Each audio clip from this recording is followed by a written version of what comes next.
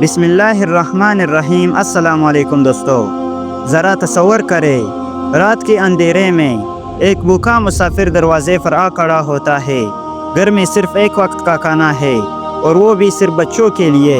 لیکن پھر ایسا کیا ہوتا ہے کہ اس ایک رات کا فیصلہ اللہ کو اتنا پسند آتا ہے کہ اسے قرآن کی آیات بنا دیتا ہے۔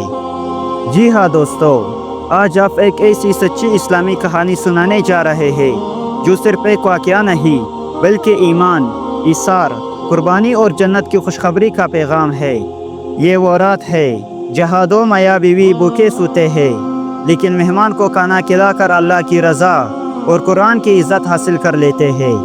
اس ویڈیو کو آخر تک ضرور دیکھیے گا، کیونکہ اس میں آپ کو ایک ایسا سبق ملے گا جو آپ کی زندگی اور سوچ دونوں بدل سکتے ہیں۔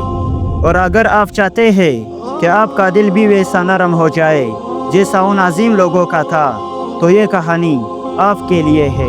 ایک دن مدینہ منورہ میں رسول اللہ صلی اللہ علیہ وآلہ وسلم کی خدمت میں ایک مسافر حاضر ہوا۔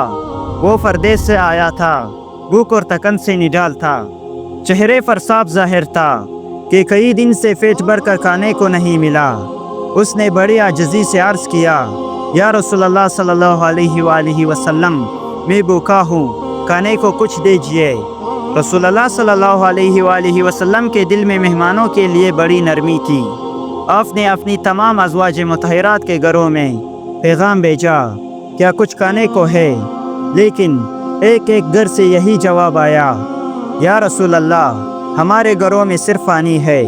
رسول اللہ صلی اللہ علیہ وآلہ وسلم نے صحابہ کی طرف دیکھا اور فرمایا، آج رات کون ہے جو میرے مہمان کی خدمت کرے؟ اللہ اس پر رحم فرمائے۔ یہ سن کر ایک انصاری صحابی حضرت ابو طلحہ رضی اللہ تعالیٰ عنہ فوراً کھڑے ہو گئے اور عرض کیا، یا رسول اللہ، میں آپ کے مہمان کی خدمت کروں گا۔ رسول اللہ صلی اللہ علیہ وآلہ وسلم نے خوش ہو کر اجازت دے دی۔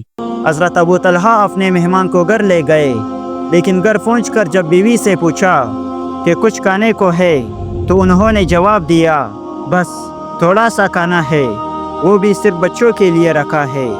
یہ ایک ایسا لمحہ تھا جو انسان کے کردار، ایمان اور خلوص کو اوپر رکھنے والا تھا۔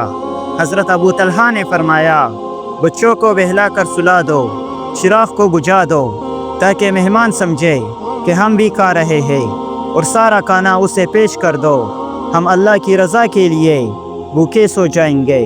بیوی نے ان کے حکم پر عمل کیا، بچوں کو بہلا کر سلا دیا، چراغ بجھا دیا گیا اور مہمان کو کھانا پیش کیا گیا۔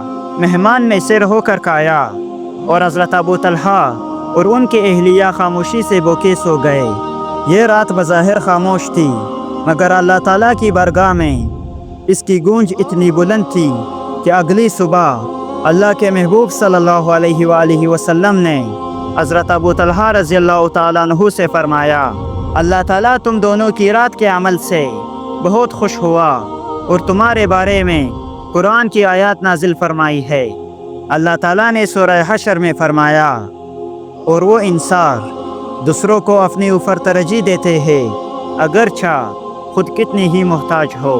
یہ معمولی عمل نہیں تھا، یہ اس ایمان، خلوص، محبت اور ایثار کی انتہا تھی جو صحابہ کرام رضی اللہ تعالیٰ عنہم کی زندگیوں میں شامل تھا۔ دوستو، یہ صرف ایک رات کا واقعہ نہیں، بلکہ یہ ہمیں سکھاتا ہے کہ اللہ کی رضا انسان کے خلوص میں چھپی ہوتی ہے۔ حضرت ابو طلحہ رضی اللہ تعالیٰ عنہ اور ان کے اہلیہ نے اپنے بچوں کی بھوک پر مہمان کی عزت کو ترجیح دی، اور اللہ نے ان کا یہ عمل اتنا پسند فرمایا کہ اسے قرآن کا حصہ بنا دیا۔ آج اگر ہم بھی اللہ کے لیے دل کو صاف کر لے، کسی کا بھلا کرے اور دوسروں کو خود پر ترجیح دینا سیکھ لے، تو یقین کرے اللہ ہمیں بھی اپنی رضا اور قرب کے انعام سے نواز سکتا ہے۔ یہ کہانی صرف سننے کے لیے نہیں، عمل کے لیے ہے۔ اگر آپ کو یہ ویڈیو پسند آئی ہو تو کمنٹ میں ماشاءاللہ ضرور لکھیں، ویڈیو کو لائک کریں اور ہمارے چینل سچائی کی راہ کو سبسکرائب کر کے بیل آئیکن کو دبائیے، تاکہ آپ کو روزانہ ایسے ایمان افروز اور حقیقت پر مبنی اسلامی کہانیاں ملتی رہے۔